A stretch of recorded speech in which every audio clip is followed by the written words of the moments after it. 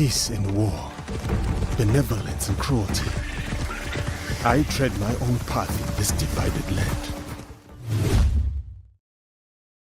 Hello, my name is Karl Onnée, and I'm the producer on Assassin's Creed Shadows. I work also at Ubisoft Quebec. They can expect obviously two protagonists, or dual protagonists, Naoe, the shinobi, and Yasuke, the samurai. Two different gameplay, two different progressions, and also their own narrative. They start as on a different path, and they will meet and work together later in the game. We've also developed obviously a lot of new features to push, for instance, the stealth. We started with Mirage, and we're pushing much further with new features such as light and shadows. You can prone in the high grass to hide. You can use a grappling hook to climb a fortress, and you can obviously use many tools as a shinobi. Well, first, because that's something that the team has always wanted to do for a long time. We also know that our fans have been waiting for this setting for a long time from Assassin's Creed. We thought it was the right time for us because obviously we've gained experience from Syndicate, then from Odyssey, and now with the sheer power of the hardware and the new version of our engine, it felt like we could finally deliver the vision we wanted, which, like I was saying, new features like light and shadow, pushing, because it's pretty demanding in terms of resources, but also dynamic weathers, all the new seasons that we have. Dynamic seasons, but also the weather. So all that, we wanted really the gameplay and the art to really intertwine to deliver the ultimate experience. It's difficult in a way that we've never had as much data ever before, because basically you could imagine an asset. We have to make it, for instance, especially if I take a tree, it will have to adapt in winter, in spring. A sakura tree, you will see it blooming in winter, or in fall it will have no more leaves, and in winter it will be covered with snow. So it's been very, very exciting, but it's been a lot of challenges, and I believe that we've managed to overcome most of them, as you can have seen on the demo. For instance, when you watch the demo, you could see there was a pond, and you get inside, and that creates an opportunity to hide in it. But in winter, you can imagine that pond is no longer is frozen, basically. So climate can open new routes and close other routes. Imagine a bush in the spring or in the summer that has leaves, and winter has none. So you can no longer hide in it. The tall grass that I was talking about in the summer, you're going to be able to prone into it, but in winter there will be none. Even though when you are walking on the roofs, you can have icicles from the roofs, and if you walk too fast, they can fall, and you create basically the guards are going to hear you. But for instance, on the opposite side, because it's cold, they're going to look for fires. So rather than being, at places, that creates, the winter is going to create new routes. So they're going to go close to a fire to obviously get warmer. So that's how the seasons can impact your gameplay. Sometimes it's subtle, but each experience can be very different. So it's based on more like while you play, you start obviously, we start with a set season. While you play, the season changes.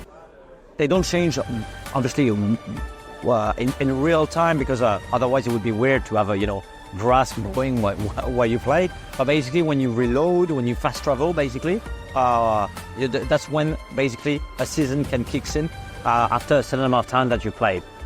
Same for some quests. Some quests are very season. We have season dependent, because sometimes it's also tied to the story. That's why we have those moments.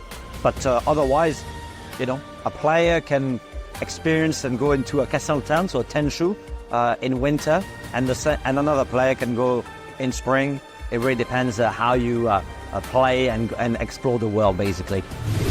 So like I was saying, we have light and shadow. So basically you're going to be able to turn off the light, breaks them, so to become more invisible. That works mostly. It works also for obviously for Yasuke, but that's really Naoe that's going to use the shadows in the evening, at night. But technically that works for both, because if you're in the shadow, you're not seen. But he's a really tall and big guy.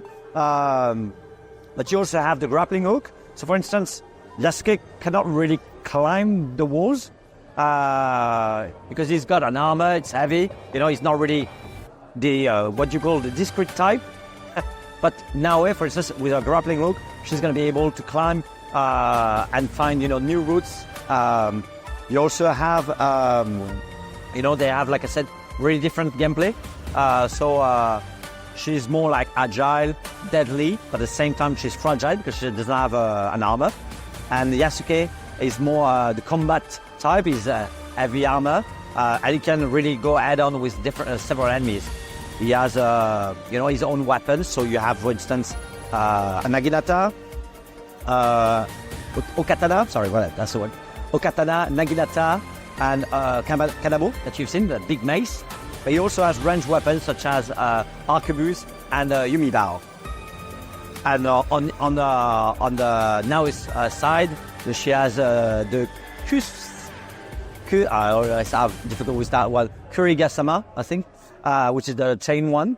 But she has a tento. She has also a katana and other weapons and other tools. Yeah.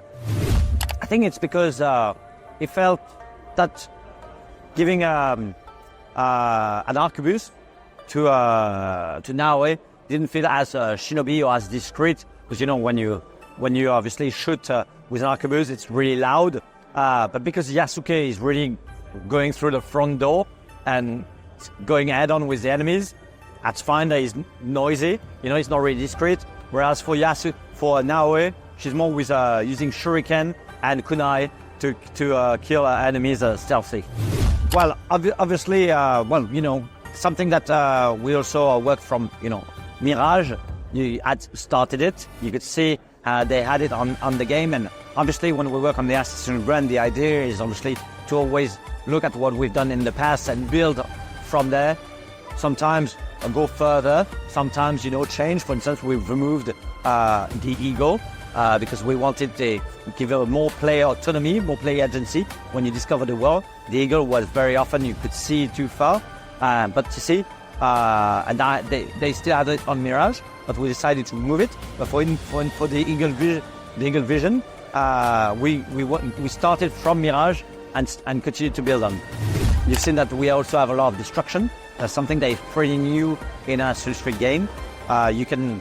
While you fight, we really wanted to give the sense to the player that basically the world you evolve in is alive, is really dynamic. So when you fight, as if we were fighting here, I don't think anything would stay pristine. Would be destroying everything. And we wanted to give this feeling to the players when they're fighting, that basically they're smashing things, they're slicing through things, and really to feel that the world is reacting to the actions you do. And that's what we've been trying to with destruction, with the weather, and with the seasons. So to feel like it is really not just a beautiful postcard, but it's really alive, and things are reacting around you.